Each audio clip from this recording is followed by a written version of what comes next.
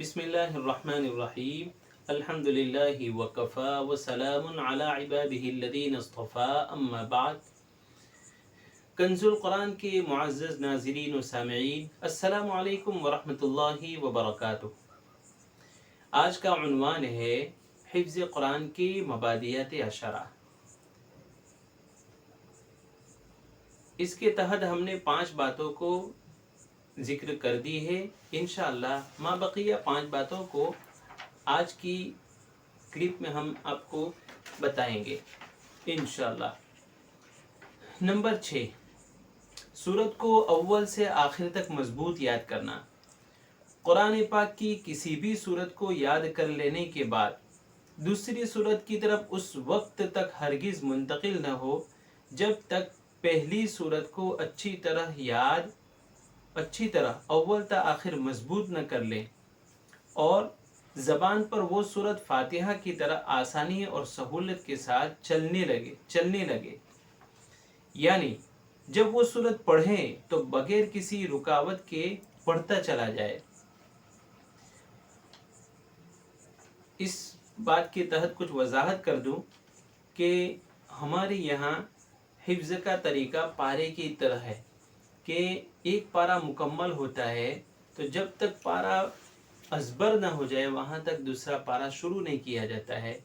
और यहाँ हमने जो जिक्र किया कि एक सूरत मुकम्मल हिफ्ज़ कर लेने के बाद मजबूत ना हो वहाँ तक दूसरी सूरत नहीं। तो दरअसल ये मज़मून एक अरबी मज़मून का उर्दू तर्जमा है। जो अरब में जो रिवाज है, तरीका है हिफ्ज़ का, तो वो सूरतों की तरह है। यानी जब तक एक सूरत मजबूत ना हो जाए वहाँ तक दूसरी सूरत सबकन शुरू नहीं की जाती है। खैर, नंबर 7, हमेशा कुरान पाक दोहराते रहना चाहिए। कुरान पाक का हिफ्ज़ शेर, नस्र या किसी और चीज़ के हिफ्ज़ से बिल्कुल मुख्तलिफ है, इसलिए कि कुरान पाक बहुत जल्द जहन से निकल जाता है। बहुत कम ऐसा होता है कि हाफिज़ कुरान पाक को कुछ अरसे के लिए छोड़े और उसके जहन से निकल न जाए। यूँ हाफिज़ उसे बहुत जल्द भुला बैठता है। इसलिए हमेशा दोहराते रहना चाहिए। रातों को उठकर हिफ्ज़ करदा कुरान पाक पढ़ते रहना चाहिए। नबी करीम सल्लल्लाहु अलैहि वसल्लम ने फरमाया कि कुरान पाक पढ़ने में हमेशा हमेशगी इख्तियार करो। उस ज़ात की कसम जिसके कब्ज़े में मेरी जान है कि कुरान पाक अपनी मिसाल में बंधे हुए ऊँट से ज़्यादा सख्त है छूट जाने में, यानी भूल जाने में। इसका मतलब ये है कि हाफिज़ कुरान पर ज़रूरी है कि वो हमेशा कुरान पाक का दौर और विर्द करता रहे। कम अज़ कम एक पारा तो रोज़ाना दोहरा ले और ज़्यादा से ज़्यादा कोई हद नहीं है। इस तरह हमेशा मुताबाअत और मुस्तकिल तवज्जो से हिफ्ज़ बाकी रहता है। बसूरत दीगर कुरान पाक ज़हन से महव हो जाता है। नंबर 8, हमेशा सुनाते रहना चाहिए। हाफिज़ को चाहिए कि वह अपने हिफ्ज़ पर एतमाद न कर बैठे बल्कि उसे हमेशा सुनाते रहे।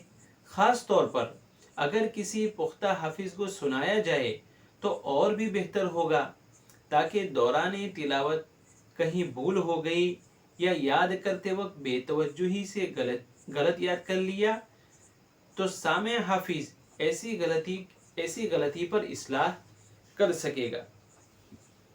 इसी तरह बाज़ औक़ात हम में से कोई अकेले में गलत याद कर लेता है तो अब मुसहफ़ में कुरान में देखने से कुछ गलती का पता नहीं चलने वाला है, इसलिए कि बसा औक़ात तिलावत नज़र पर सबकत ले जाती है और गलती बाकी रह जाती है। लेकिन दूसरे को सुनाने से इस किस्म की अगलात की भी इस्लाह हो जाती है।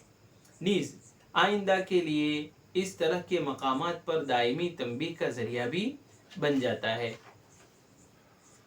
नंबर 9, मुतशाबे आयात की जानिब खुसूसी तवज्जो।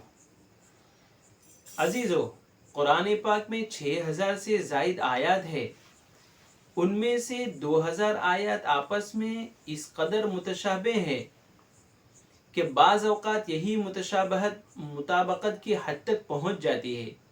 یا اگر کہیں اختلاف ہوتا بھی ہے تو ایک آدھ حرف میں یا ایک دو یا اس سے کچھ زیادہ الفاظ میں۔ اس لیے حافظ قرآن کے لیے لازم ہے کہ وہ متشابہ آیات کی طرف خاص توجہ دے۔ یہاں متشابہ سے ہماری مراد لفظی متشابہت ہے۔ یوں متشابہ آیات پر توجہ دینے سے حفظ پختہ ہو جاتا ہے۔ نمبر 10، حفظ کرنے کی مناسب عمر سے فائدہ اٹھائیں۔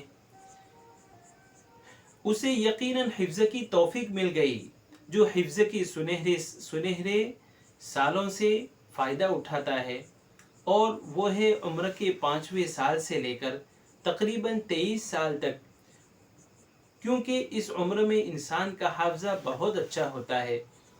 بلکہ اگر یوں کہا جائے تو زیادہ بہتر ہوگا کہ یہ حفظ کے لیے بہترین سال ہے، اس لیے کہ 5 سال سے کم عمر میں حافظہ پورے عروج پر نہیں ہوتا ہے، جبکہ 23 سال کے بعد یادداشت اور حفظ کا پیمانہ کمزور اور تنزلی کی جانب بڑھنے لگتا ہے۔ انسان کو چاہیے کہ وہ کتاب اللہ کو یاد کرنے کے لیے اس سنہرے سالوں سے جس قدر فائدہ اٹھا سکتا ہے اٹھا لے، کیونکہ حفظ کرنے کی رفتار اس عمر میں بہت تیز ہوتی ہے، جبکہ بھولنے کی رفتار بہت سست، اور اس کے علاوہ عمر کے بقیہ حصے میں معاملہ اس سے برعکس ہو جاتا ہے کہ انسان بڑی مشکل اور سست رفتاری سے یاد کرتا ہے، مگر جلد ہی حفظ کردہ بڑی مقدار بھول جاتا ہے۔ اس لیے جس نے کہا سچ کہا کہ بچپن کا حفظ گویا پتھر پر نقش کے برابر ہے، اور بڑی عمر میں حفظ جیسے پانی پر نقش کرنے کے برابر ہے۔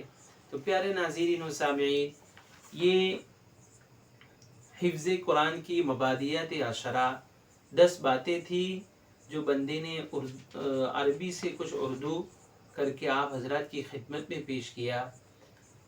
اگلی 5 باتوں کو سننے کے لیے ڈسکرپشن میں لنک موجود ہے، نمبر بھی میرا شو ہو رہا ہے اسکرین پر، اس پر بھی آپ رابطہ کر سکتے ہیں۔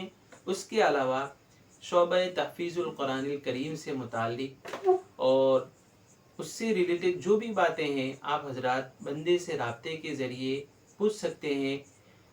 آج کے لیے اتنا ہی فقط۔ والسلام علیکم ورحمۃ اللہ وبرکاتہ۔